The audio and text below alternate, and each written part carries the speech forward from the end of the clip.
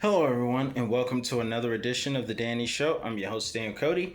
This is where I give commentary and reviews on all things wrestling, and thank you guys so much for joining. Tonight, WWE comes to us from Chicago, Illinois, and if you have not seen it, please be sure to check out part 1 and 2 of my top 10 favorite matches from Chicago. Also, in honor of Chicago, I'm wearing the Bulls hat.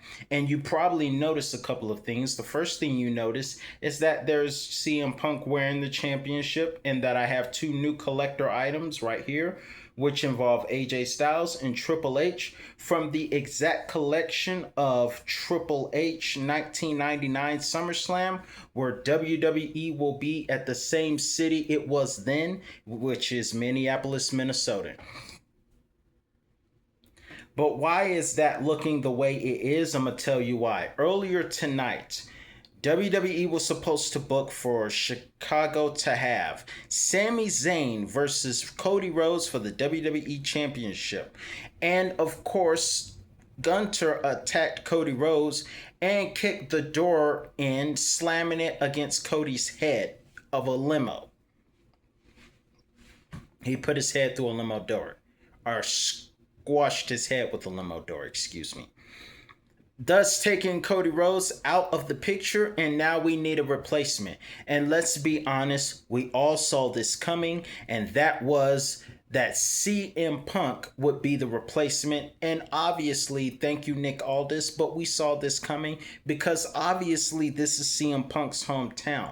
And so they booked it to have Punk versus Sami Zayn for the championship, where Sami Zayn and Punk would have an incredible match. I would probably rank it 4 to 4.25, maybe between 4.5 or 4.25 is my rate. In my honest opinion, the match was good. They stole each other's moves, but in the end, all it took was one GTS for Sami Zayn to go down, and at least they're preserving CM Punk's finishing move and not making everybody kick out of every good thing so fast.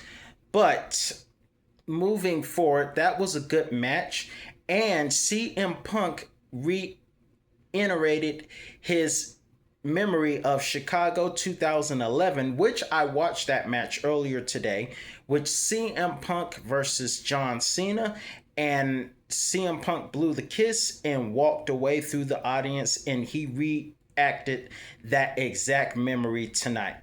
Now, I am a CM Punk fan, and in my prediction, I think they are setting up for Cody Rhodes versus CM Punk, which has the potential to be an excellent match and an excellent rivalry, because we have wanted to see Cody Rhodes versus CM Punk for a long time.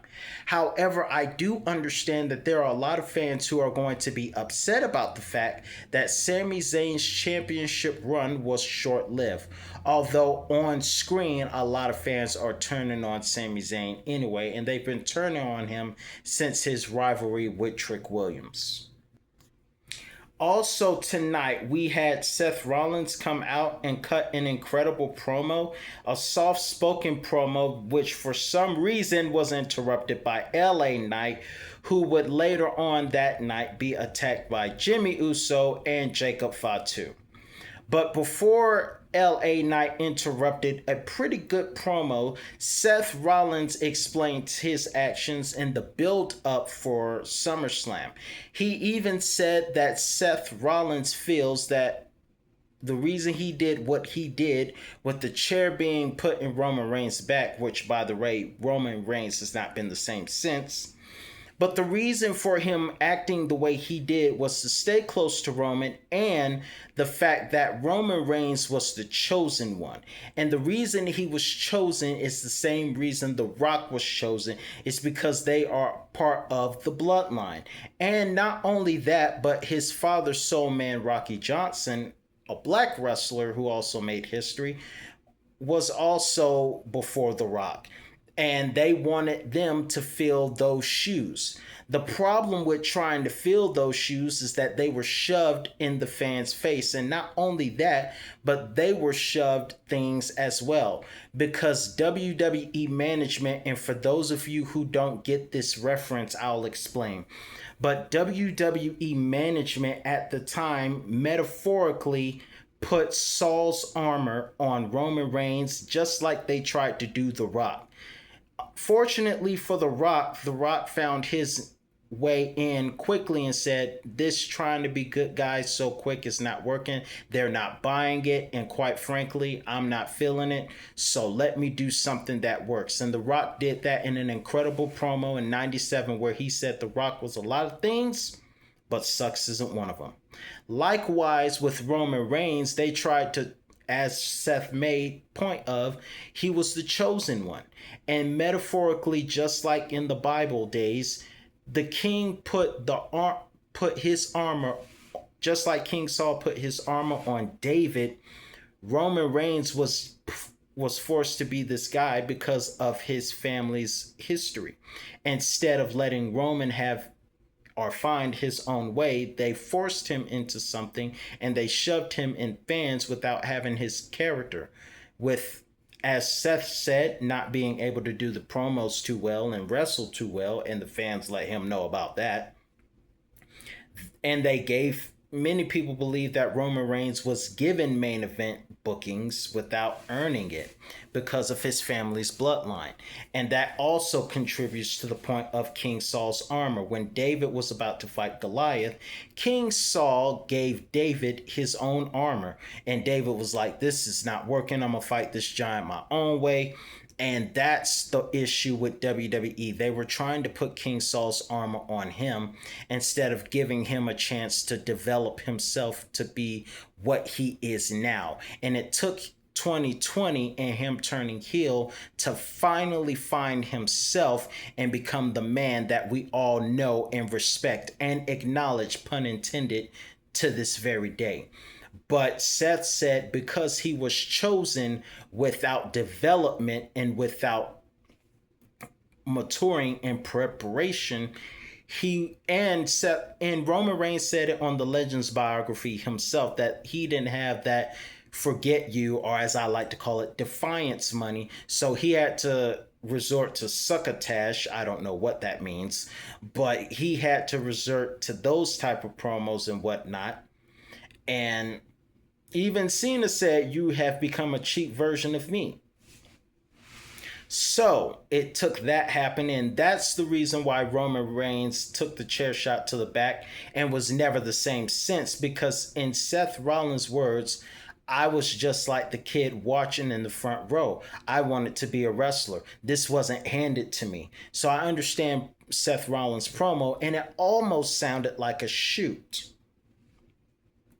But I do enjoy the build-up for this, and I believe that outside of Brock Lesnar and Obafemi and CM Punk and Cody Rhodes, if that happens, this is another potential for an incredible match. And dare I say, this can also be a 5-star, if not 4.75-star match between Seth and Roman Reigns. That's just my opinion. Speaking of Oba and Brock Lesnar, let's talk about that. Paul Heyman, who is not necessarily leaving the Vision because thanks to Maxine Dupree, the Vision, Braun Breaker, and Austin Theory retake the titles from the Street Profits, and Bianca is going to kick Maxine's butt once she recovers from pregnancy and labor, in my humble opinion. Also, moving forward, by the way, I have not seen a good tag team championship run since the Usos a few years ago during the Tribal Chief era. The only good championship runs I can think of was the Usos, Sami and Kevin Owens, and the Judgment Days, Priest and Finn Balor. Congratulations, Priest, on going to AAA. Also, moving forward, Brock and Oba cut a promo, and I'm gonna be honest with you. I believe that Oba is going to defeat Brock somehow at Hell in a Cell in Brock Lesnar's home. But I think if I were in Minneapolis, I would be one of the few people in the audience rooting for Oba because that's Brock Lesnar's territory. But if I'm being completely honest, I think there might be a few people that will fly from their towns to come and make sure Oba is not all alone in support from the audience. But regardless of that, I think Oba is going to pull through and defeat the Beast Incarnate, and the ruler, the king of the ring, will dethrone the Beast in the ring. Going forth, I will say this in a small motion. 3 matches, if those 3 matches are booked for SummerSlam, it's going to be a great SummerSlam. We also have Liv Morgan versus Io Sky. I think that's going to be good. And that was heated up because Io helped Soul win the retain the championship against Raquel because Roxanne and Liv were doing some shenanigans on the outside. So Io came and evened the odds, making it a fair win. Not fair win, but making the odds even for Sol Roca to win the match and retain her Women's Intercontinental Championship. So, also, nice to hear from Bailey in response to Lyra Valkyria tonight. It was also, I was rooting for Dragon and Chad to win tonight, but Rusev and all a-hole Ethan Page won. And I believe I have covered just about everything there is to cover, and Liv is still cursed, which means she'll probably lose to Io Sky. But in the meantime, let me know your thoughts in the comments below, what you think of tonight's episode of Monday Night Raw. I'm your host, Dan Cody, and please be sure to check out some of my favorite matches from Chicago. And until next time, have a great night, everybody, and let me know if I missed anything in the comments. But until then, have a safe night, everybody.